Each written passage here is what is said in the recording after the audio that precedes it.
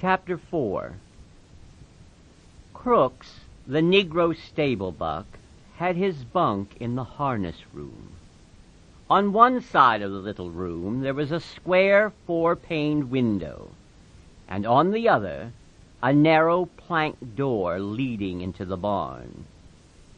Crooks's bunk was a long box filled with straw, on which his blankets were flung. On the wall by the window there were pegs on which hung broken harness in the process of being mended, strips of new leather, and under the window itself a little bench for leather-working tools, curved knives and needles and balls of linen thread, and a small hand riveter. On pegs were also pieces of harness, a split collar with the horsehair stuffing sticking out, a broken hame, and a trace chain with its leather covering split. Crooks had his apple box over his bunk, and in it a range of medicine bottles, both for himself and for the horses. There were cans of saddle soap and a drippy can of tar with its paintbrush sticking over the edge, and scattered about the floor were a number of personal possessions. For being alone, Crooks could leave his things about, and being a stable buck and a cripple, he was more permanent than the other men, and he had accumulated more possessions than he could carry on his back. Crooks possessed several pairs of shoes, a pair of rubber boots, a big alarm clock, and a single-barreled shotgun. And he had books, too, a tattered dictionary and a mauled copy of the California Civil Code for 1905. There were battered magazines and a few dirty books on a special shelf over his bunk. A pair of large gold-rimmed spectacles hung from a nail on the wall above his bed. This room was swept and fairly neat, for Crooks was a proud, aloof man. He kept his distance and demanded that other people keep theirs. His body was bent over to the left by his crooked spine, and his eyes lay deep in his head, and because of their depth, seemed to glitter with intensity. His lean face was lined with deep black wrinkles, and he had thin, pain-tightened lips, which were lighter than his face. It was Saturday night. Through the open door that led into the barn came the sound of moving horses, of feet stirring, of teeth champing on hay, of the rattle of halter chains. In the stable buck's room, a small electric globe threw a meager yellow light. Crooks sat on his bunk. His shirt was out of his jeans and back. In one hand he held a bottle of liniment, and with the other he rubbed his spine. Now and then he poured a few drops of liniment into his pink-palmed hand and reached up under his shirt to rub again. He flexed his muscles against his back and shivered. Noiselessly, Lenny appeared in the open doorway and stood there looking in, his big shoulders nearly filling the opening.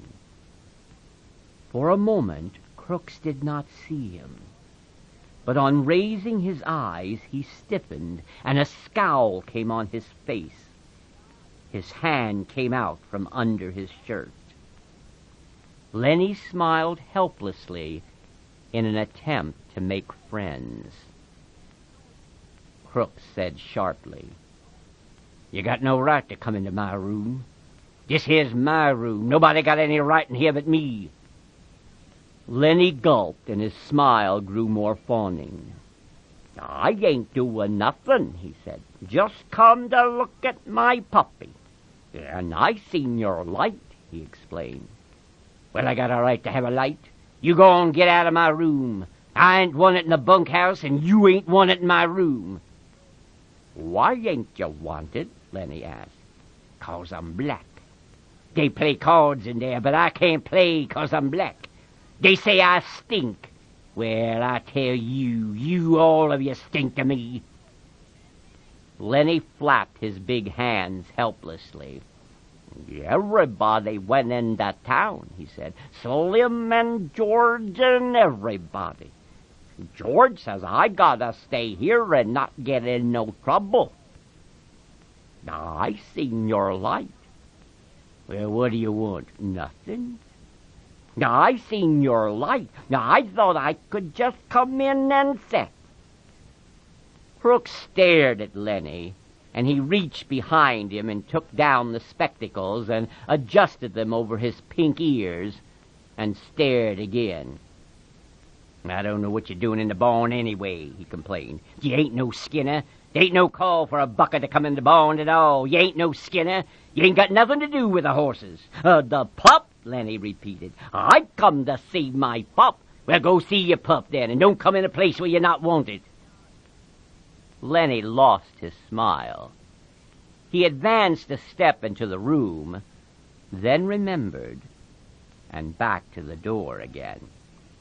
I looked at 'em a little. Slim says I ain't to pet 'em very much. Crooks said, well, you've been taking 'em out of the nest all the time. I wonder the old lady don't move 'em someplace else. Oh, she don't care. She lets me. Lenny had moved into the room again. Crooks scowled, but Lenny's disarming smile defeated him. Come on in, sit a while, Crooks said. As long as you won't get out and leave me alone, you might as well sit down. His tone was a little more friendly. All the boys going to town, huh?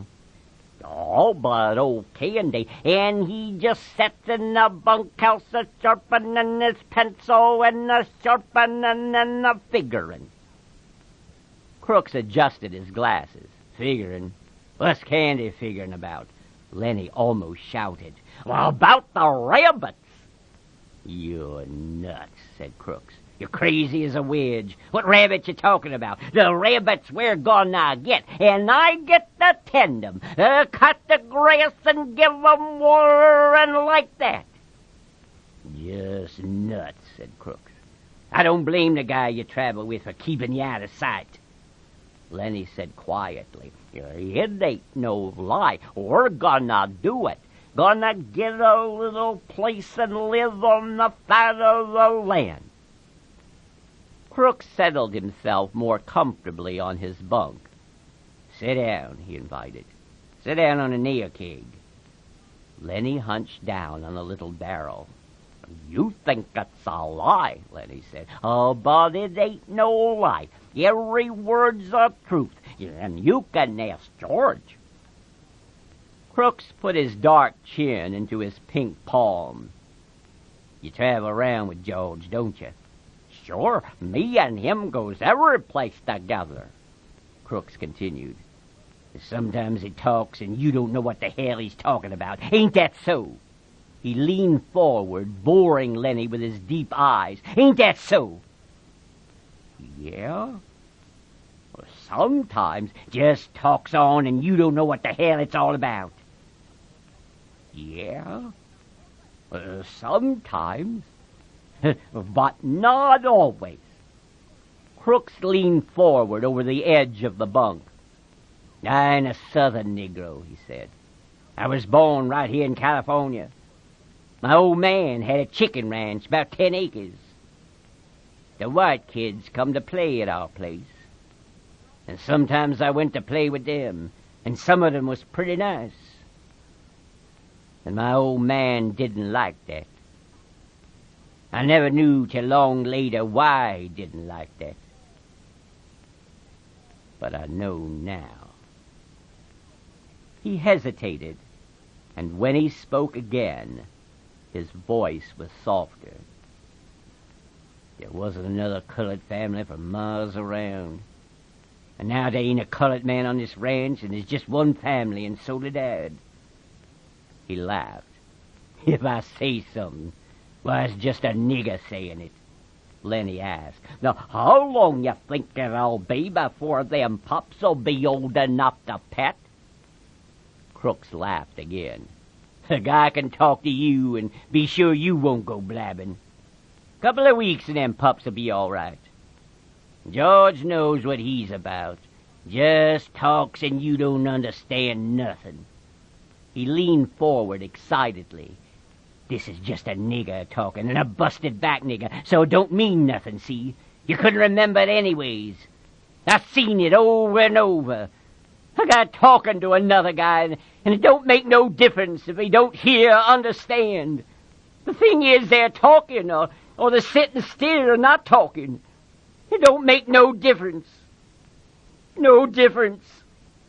His excitement had increased until he pounded his knee with his hand.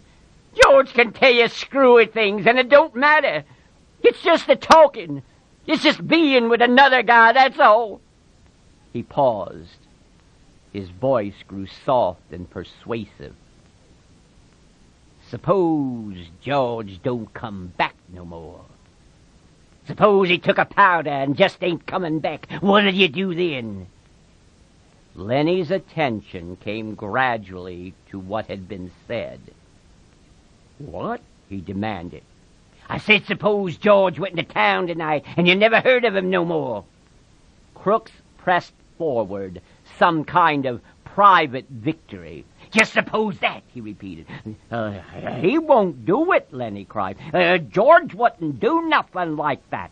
I've been with George a long time. He'll come back tonight." But the doubt was too much for him. "Don't you think he will?" Crooks's face lighted with pleasure in his torture. "Nobody can tell what a guy'll do," he observed calmly. "Let's say he wants to come back and can't. Suppose he gets killed or hurt so he can't come back." Lenny struggled to understand. "George won't do nothing like that," he repeated. "George is careful. He won't get hurt. He ain't never been hurt 'cause he's careful." "Well, just suppose he don't come back. What'll you do then?" Lenny's face wrinkled with apprehension. "I don't know. Say, what are you doing anyways?" he cried. "Oh, this ain't true. George ain't got hurt." Crooks bore in on him. "Want me to tell you what happened? They'll take you to the booby hatch. They'll tie you up with a collar like a dog." Suddenly Lenny's eyes centered and grew quiet and mad. He stood up and walked dangerously toward Crooks. "Oh, who hurt George?" he demanded. Crooks saw the danger as it approached him. He edged back on his bunk to get out of the way. "I was just supposing," he said. "George ain't hurt. He's all right. He'll be back all right." Lenny stood over him. "What are you supposing for? Ain't nobody gonna suppose no hurt to George." Crooks removed his glasses and wiped his eyes with his fingers. "Just sit down," he said. "George ain't hurt." Lenny growled back to his seat on the nail keg. "Ain't nobody gonna talk no hurt to George," he grumbled. Crooks said gently, "Maybe you can see now. You got George. You know he's gonna come back. Suppose you didn't have nobody. Suppose you couldn't go into the bunkhouse and play rummy 'cause you're black. How'd you like that? Suppose you had to sit out here and read books. Sure, you could play horseshoes till it got dark, but then you gotta read books. Books ain't no good. A guy needs somebody to be near him," he whined. "A guy goes nuts if he ain't got nobody. Don't make no difference who the guy is, long as he's with you, I tell you," he cried. "I tell you, a guy gets too lonely, and he gets sick." "George gonna come back," Lenny reassured himself in a frightened voice. "Maybe George come back already. Maybe I better go see," Crooks said. "I didn't mean to scare you. He'll come back. I was talking about myself. A guy sits alone out here at night. maybe reading books or thinking or stuff like that. And sometimes he gets thinking and he got nothing to tell him what's so and what ain't so. Maybe if he sees something, he don't know whether it's right or not. He can't turn to some other guy and ask him if he sees it too. He can't tell. He got nothing to measure by. I've seen things out here. Now, I wasn't drunk. I don't know if I was asleep.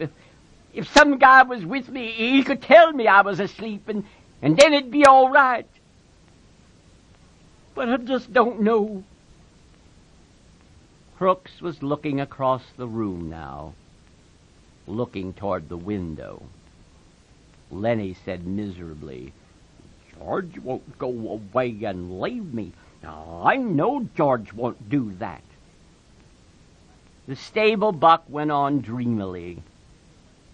"I remember when I was a little kid, on my old man's chicken ranch. Had 2 brothers. They's always near me, always there. Used to sleep right in the same room, right in the same bed. All 3. Had a strawberry patch. Had an alfalfa patch. Used to turn the chickens out in the alfalfa on a sunny morning, and my brother'd sit on a fence rail and watch 'em. White chickens they was."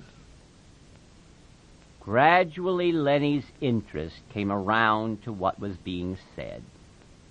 "George says we're gonna have alfalfa for the rabbits."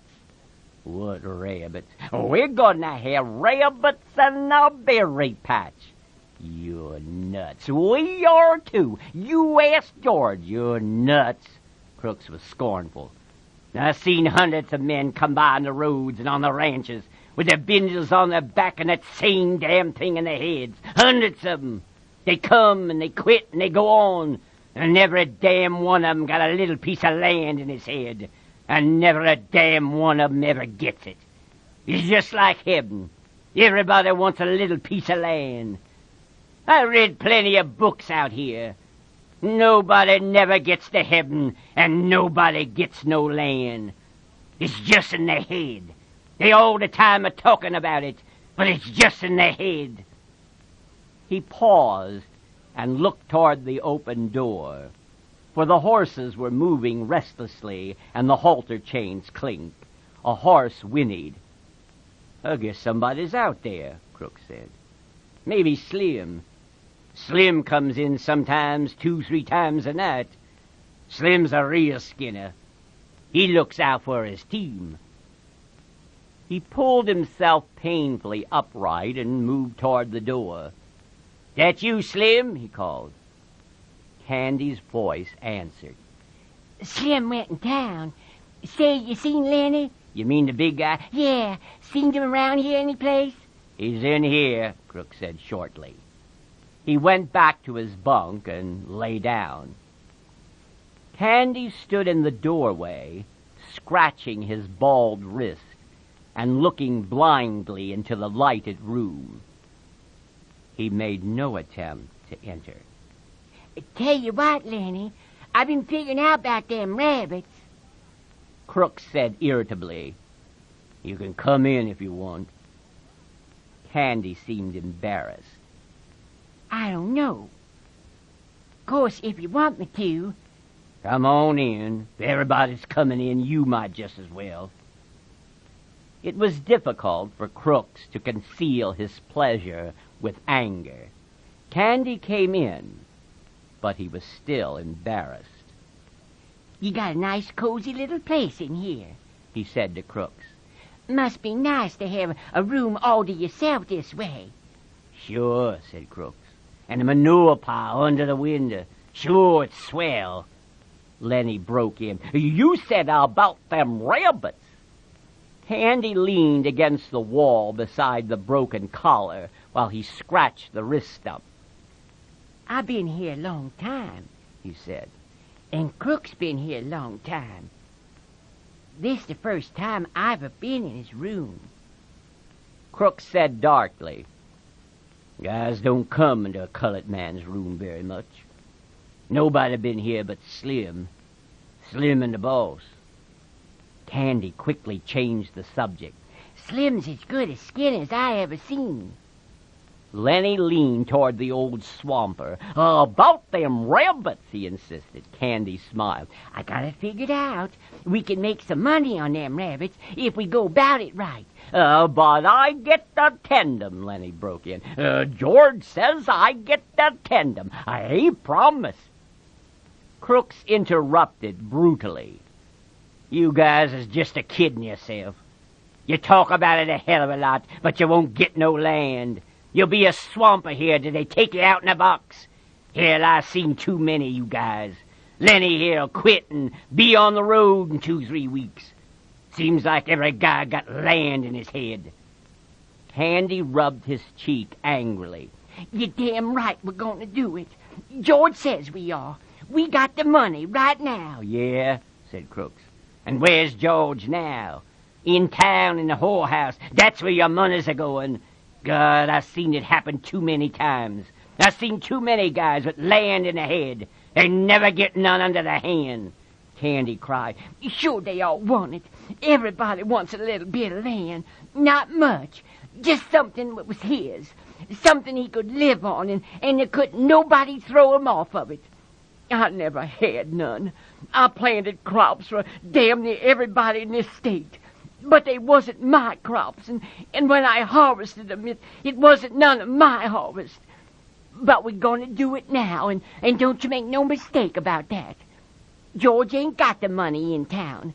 That money's in the bank, and me and Lenny and George, we're going to have a room to ourselves, and we're going to have a dog and rabbits and chickens, and we're going to have green corn and maybe a cow or a goat. He stopped, overwhelmed with his picture. Crooks asked, You say you got the money? You're damn right. We got most of it. Just a little bit more to get. Have it all in 1 month. George got the land all picked out, too.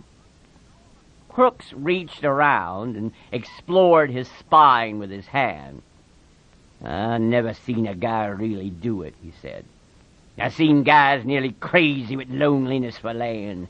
But every time a whorehouse or a blackjack game took what it takes. He hesitated. If you guys had won a hand to work for nothing, just as keep, why, I'd come and lend a hand. I ain't so crippled I can't work like a son of a bitch if I want to. Any of you boys seen Curly? They swung their heads toward the door. Looking in was Curly's wife. Her face was heavily made up.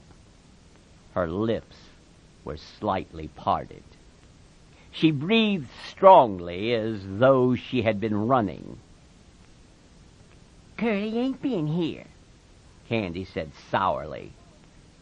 She stood still in the doorway, smiling a little at them, rubbing the nails of one hand with the thumb and forefinger of the other. And her eyes traveled from one face to the other. They left all the weak ones here, she said finally. Think I don't know where they all went? Even Curly, I know where they all went. Lenny watched her, fascinated. But Candy and Crooks were scowling down away from her eyes. Candy said, Then if you know, why you want to ask us where Curly's at? She regarded them amusedly. Funny thing, she said. If I catch any one man and he's alone, I get along fine with him. But just let 2 of the guys get together and you won't talk. Just nothing but nag. She dropped her finger and put her hands on her hips. You're all scared of each other, that's what. Every one of you scared the rest is going to get something on you. After a pause, Crooks said, Maybe you'd better go along to your own house now. We don't want no trouble. But I ain't giving you no trouble. You think I don't like to talk to somebody every once in a while? You think I like to stick in that house all the time? Candy laid the stump of his wrist on his knee and rubbed it gently with his hand. He said accusingly, You got a husband. You got no call fooling around with other guys causing trouble. The girl flared up. Sure, I got a husband. You all seen him. Swell guy, ain't he? Spends all his time saying what he's gonna do to guys he don't like. And he don't like nobody. You think I'm gonna stay in that lousy 2x4 house and listen to how Curly's gonna lead with his left twice and then bring in the old right cross? 1-2, he says. Just the old 1-2 and he'll go down. She paused, and her face lost its sullenness and grew interested. Say, what happened to Curly's hand? There was an embarrassed silence. Candy stole a look at Lenny, and then he coughed. Why, Curly, he got his hand caught in a machine, ma'am. Bust his hand. She watched for a moment, and then she laughed. Baloney! What do you think you're selling me? Curly started something he didn't finish. Caught in a machine. Baloney! Why, he ain't give nobody the good old 1-2 since he got his hand bust. Who bust him? Candy repeated sullenly. Got it caught in a machine. All right, she said contemptuously. All right, cover him up if you want it. What do I care? You bindle bumps, you think you're so damn good. What do you think I am, a kid? I tell you, I could have went with shows. And not just one, neither. And the guy told me he could have put me in the pictures. She was breathless with indignation. Saturday night. Everybody out doing something. Everybody. And what am I doing? Standing here talking to a bunch of bindle stiffs. A nigger and a dum-dum and a lousy old sheep. And liking it because there ain't nobody else. Lenny watched her, his mouth half open. Crooks had retired into the terrible protective dignity of the Negro. But a change came over old Candy. He stood up suddenly and knocked his nail keg over backward. I had enough, he said angrily. You ain't wanted here. We told you ain't. And I tell you got floozy ideas about what us guys amounts to. You ain't got sense enough in that chicken head to even see that we ain't stiffs. Suppose you get us canned. Suppose you do. You think we hit the highway and look for another lousy 2-bit job like this.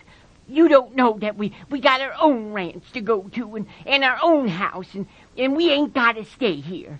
We got a house and chickens and in fruit trees and in a place 100 times prettier than this. And we got friends. That's what we got. Maybe there was a time when we was scared of getting canned, but we ain't no more. We got our own land, and it's ours, and we can go to it.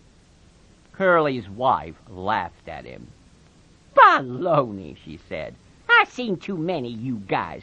If you had 2 bits in the world, why, you'd be in getting 2 shots of corn with it and sucking the bottom of the glass.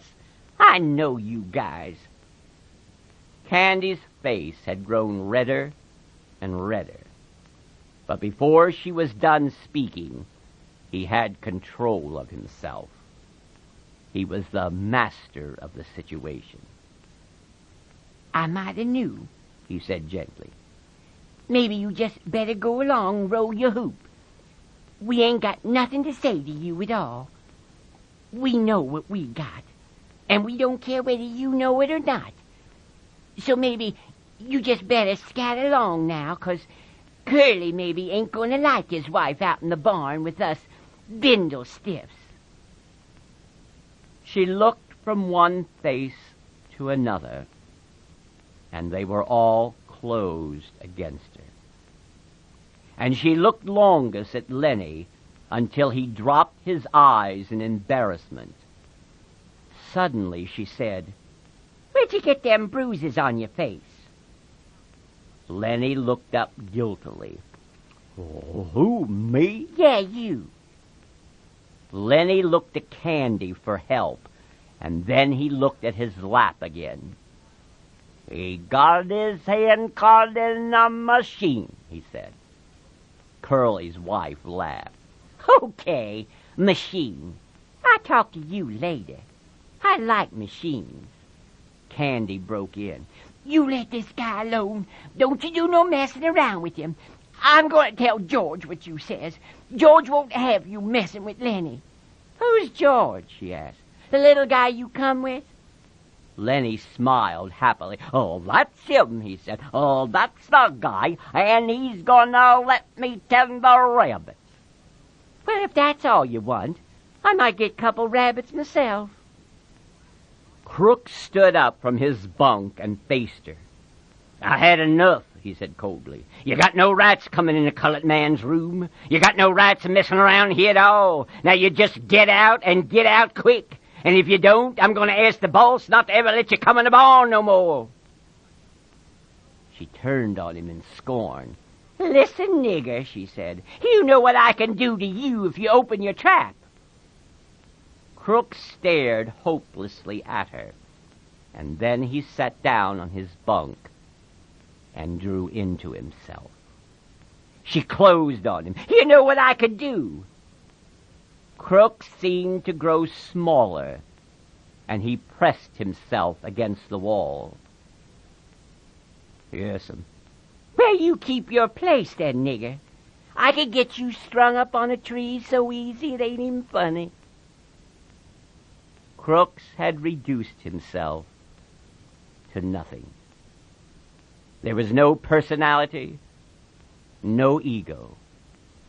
Nothing to arouse either like or dislike.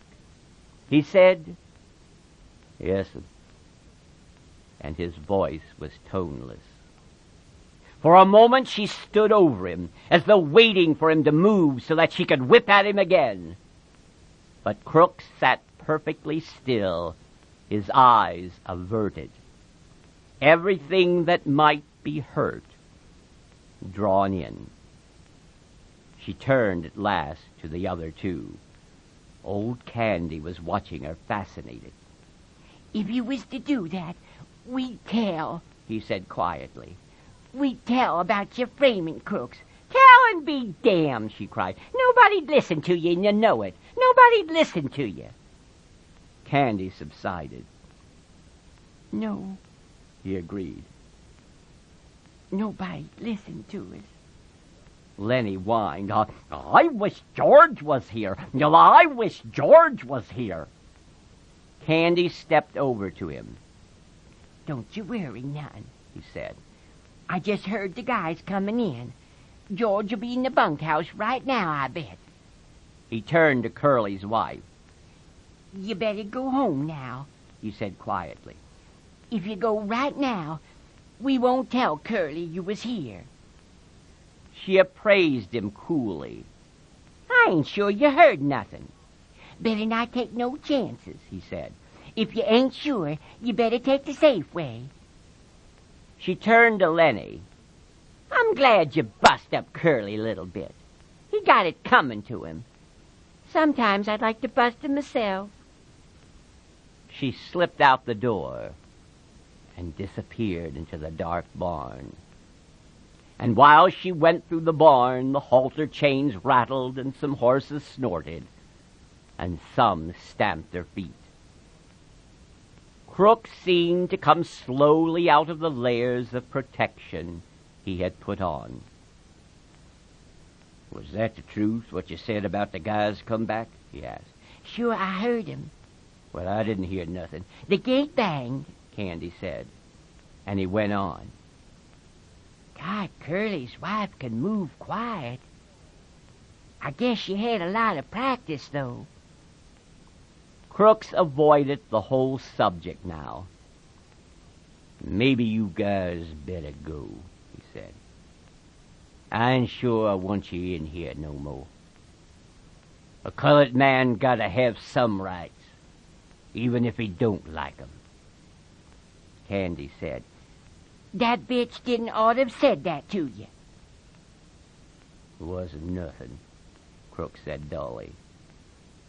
You guys coming in and setting made me forget. What she says is true. The horses snorted out in the barn, and the chains rang, and a voice called, Lenny! "Oh, Lenny, you in the barn?" "It's George," Lenny cried, and he answered, "Here, George, I'm right in here." In a second, George stood framed in the door, and he looked disapprovingly about. "What you doing in Crooks's room? You hadn't ought to be here." Crooks nodded. "I told 'em, but they come in anyways." "Why didn't you kick 'em out?" "I didn't care much," said Crooks. "Lenny's a nice feller." Now Candy aroused himself. Oh, George, I've been figuring. I got it doped out how we can even make some money on them rabbits. George scowled. "I thought I told you not to tell nobody about that."